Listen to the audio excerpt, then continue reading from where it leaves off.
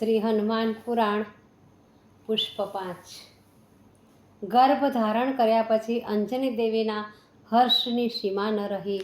જે માતૃત્વની સ્વર્ગમાં કલ્પના કરી હતી એના અનુભવનો આરંભ થઈ ગયો હતો। સ્વર્ગનું જીવન તો ભોગવિલાસ માટે સર્જાયું હતું, જ્યારે મૃત્યુલોકનું જીવન તો ત્યાગની તપોભૂમિ પર રચાયું હતું। અંજની દેવીને અત્યારે મૃત્યુભૂમિ સ્વર્ગલોકથી એ સોહામણી લાગી રહી હતી। પરાક્રમી પુત્રની પોતે માતા બનવાની હતી। ભાવિ પુત્રમાં ભગવાનની ભક્તિ જાગે, શૌર્ય અને સદાચારની ભાવના જાગે, એવા શુભાશયથી પ્રેરાઈને વિચારો પણ ખૂબ જ ઊંચા ઊંચા કરવા માંડ્યા હતા। બાળકમાં ગર્ભના જે સંસ્કારો પડે છે એ જ જીવન ઘડતરમાં ઉપયોગી થઈ પડે છે। સગર્ભા અવસ્થામાં જે સ્ત્રી વિલાસના વિચાર કરે છે તેની પ્રજા ભોગવિલાસમાં રાચનારી નીવડે છે। ધર્મકથાઓના શ્રવણ મનનમાં મગ્ન રહેનારી માતાના બાળકો તેજસ્વી બને છે। પવનસુતનો જન્મ થવાનો હતો તે દિવસે સુમેરુ પર્વત પરનો સૂર્યોદય સોહામણો લાગતો હતો। સતી અંજની માતાના ચરણોનો સ્પર્શ પોતાના કુમળા કિરણ કરોથી કરી પવનસુતના આગમનને આદરભેર આવકારવાની તૈયારી કરીને જ સૂર્યદેવ આજે અગ્નિ ઉપર આવ્યા હતા। દશે દિશાઓ આનંદી થઈ ઉઠી। દિક્પાલો પણ પવનસુતનું સ્વાગત કરવા હાથ જોડીને તૈયાર ઊભા હતા। સરિતા પણ મલિનતાને પોતાના પેટાળમાંથી ધરબી દઈ સ્વચ્છ બનીને વહી રહી હતી। વનના રંગબેરંગી પુષ્પો પણ મુખ ઉપર હાસ્ય ફરકાવતા હોય તેમ ખીલી ઉઠ્યા હતા। પવનદેવના પ્રમોદનો તો પાર જ નહોતો।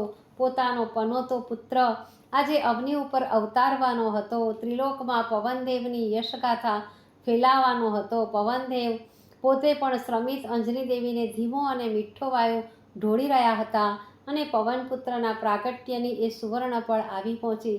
ચૈત્ર સુદ પૂનમને મંગળવારે ભગવાન ભોળાનાથ અંજની સુત તરીકે પ્રગટ થયા। બોલો શ્રી હનુમાનજી લાલ કી જય। બાળકની તેજસ્વીતા ભલભલાને આંચી નાખે તેવી હતી।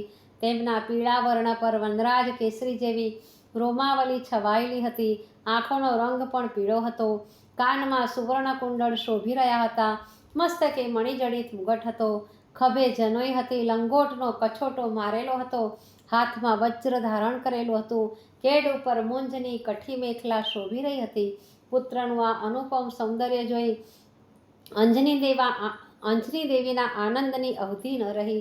જે સુખના સ્વપ્નો સેવ્યા હતા તે સુખ અત્યારે પ્રત્યક્ષ થયું હતું। કઠોર સાધના, અખંડ જપ તપ અને અંતરની સેવાનું સર્વોચ્ચ ફળ આજે પ્રાપ્ત થયું હતું। કપિરાજ કેસરીની અંતરક્યારી પણ પ્રફુલ્લિત થઈ ઉઠી હતી। બાળા રાજાની પધરામણીના સમાચાર સાંભળતા જ વાનરો નાચી ઉઠ્યા। વૃક્ષોની ડાળીઓ પર કુદાકૂદ કરી અંતરનો આનંદ દર્શાવવા લાગ્યા। પવનસુતના જન્મના સમાચાર સુરલોકમાં પણ વીજળી વેગે પહોંચી ગયા હતા। દેવો આકાશમાંથી પુષ્પવૃષ્ટિ કરવા લાગ્યા। અપ્સરાઓ નૃત્ય કરવા લાગી। ગંધર્વો વીણા અને મૃદંગ વગાડવા લાગ્યા। કિન્નરો મધુરા ગાનથી ચારેય બાજુનું વાતાવરણ આહલાદક બનાવવા લાગ્યા। ઋષિ મુનિઓએ પણ સુમેરુ પર્વત પર આદરપૂર્વક મસ્તક નમાવી ભગવાન ભોળાનાથના પવનસુત અવતારને આનંદપૂર્વક આવકારી લીધો। બાળ લાલ હનુમાન કી જય।